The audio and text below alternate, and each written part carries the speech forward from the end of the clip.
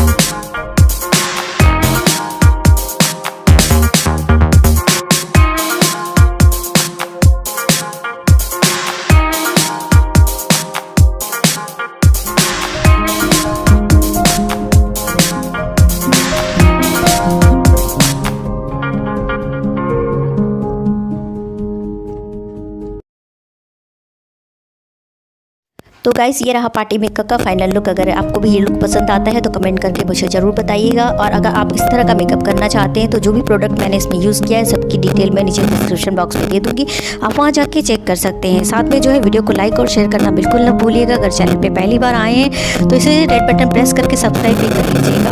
अगर आप भी जो है मेकअप सीखना चाहते हैं, आप मेरी मेकअप ट्यूटोरियल वीडियोस को देखना चाहते हैं तो मैं आपके साथ इसे भी शेयर करूँगी जो है। आप मुझे कमेंट करके ज़रूर बताइएगा कि आपको कैसी वीडियोस देखनी है। तब तक के लिए बाय बाय।